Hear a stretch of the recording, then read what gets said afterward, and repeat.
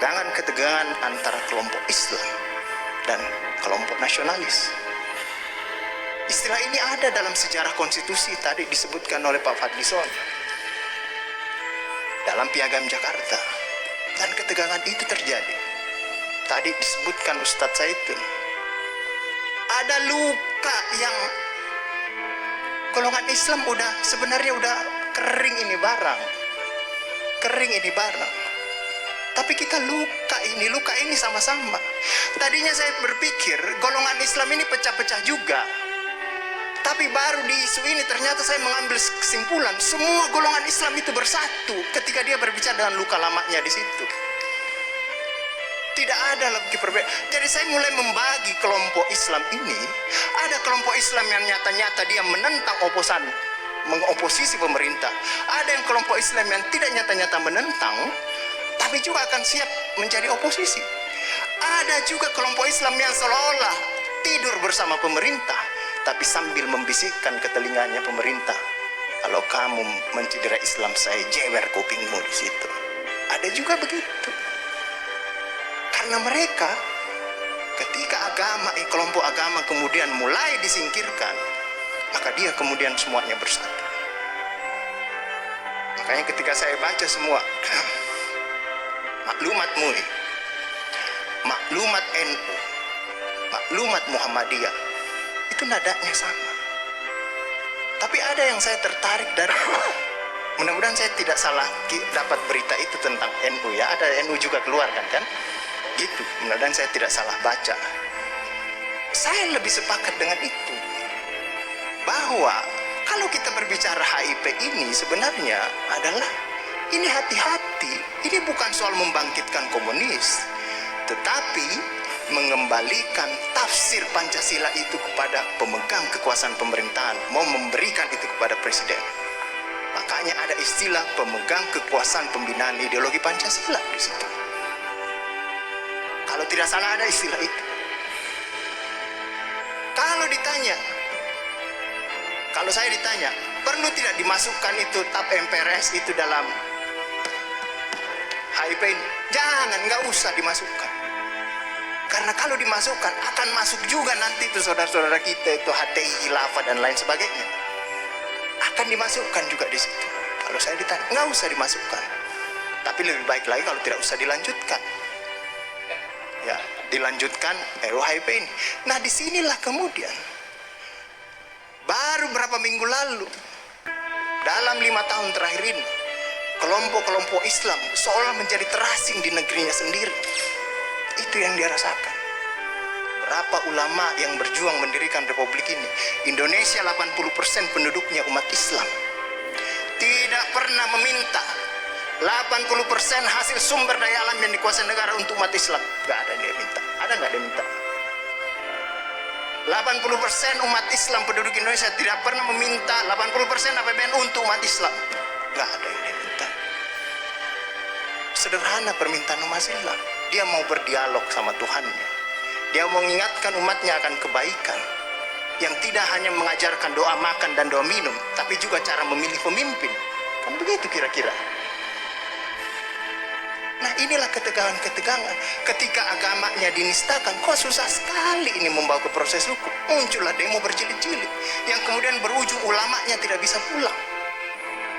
Belum lagi penghujung, kemudian ada agama yang diperhadapkan sebagai musuh besar Pancasila. Nah, ini yang menarik menurut saya.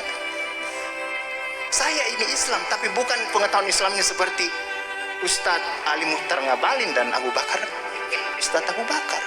Tapi dengan segala awam saya terhadap Islam, ketika saya ditanya Pancasila itu di mana dalam kehidupan saya, maka saya akan mengatakan bahwa ketika saya lahir, orang tua saya itu membisikkan Pancasila di telinga saya. Cuma bahasanya bukan seperti yang tertulis dalam Undang-Undang Dasar itu. Dia membahasakan Allahu Akbar, Allahu Akbar, Asyhadu an la ilaha illallah, Asyhadu anna Muhammadar Rasulullah.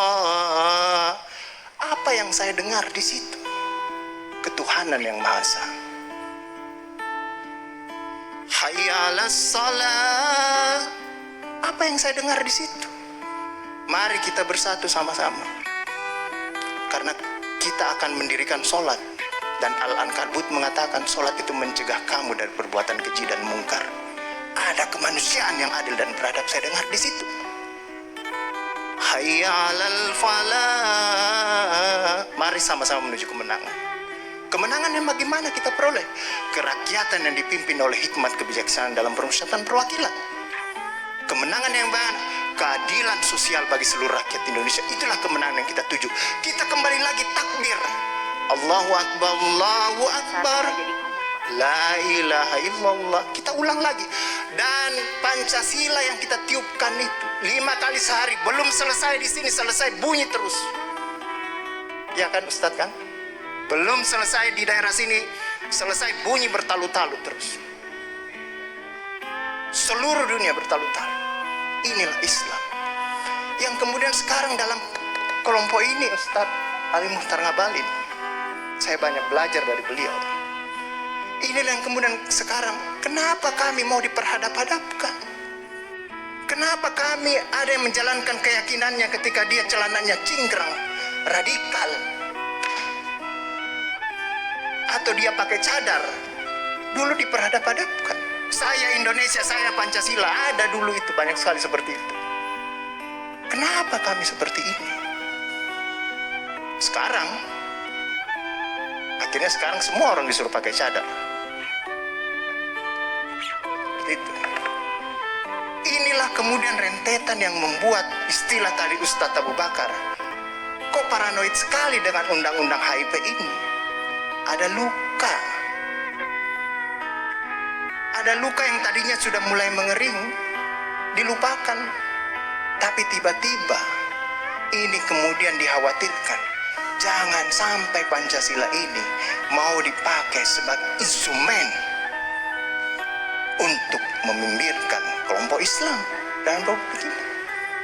Apalagi kalau kita baca RUHP itu, pemegang kekuasaan pembinaan ideologi Pancasila ada sama presiden. Saya juga baca-baca sekilas tadi. Kok di situ ditulis pendidikan nasional menurut undang-undang ini itu berubah. Tujuan pendidikan nasional oleh Undang-Undang Dasar mengatakan bahwa beriman, bertakwa, berakhlak mulia.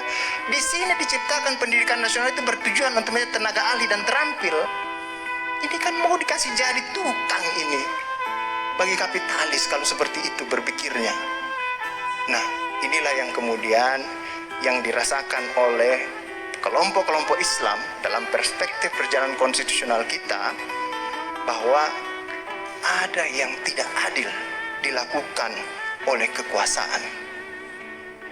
Kelompok Islam selama ini tadi yang saya katakan tidak pernah meminta apa-apa. Paling jauh kelompok-kelompok Islam mungkin dapat honor dari negara. Itu pun tidak dipakai untuk foya, dikembalikan lagi untuk membantu negara menghidupkan santri-santri, mencerdaskan kehidupan bangsa, menciptakan manusia-manusia yang beriman, bertakwa dan akhlak mulia, yang sebenarnya tugas pemerintah itu dikembalikan lagi seperti itu.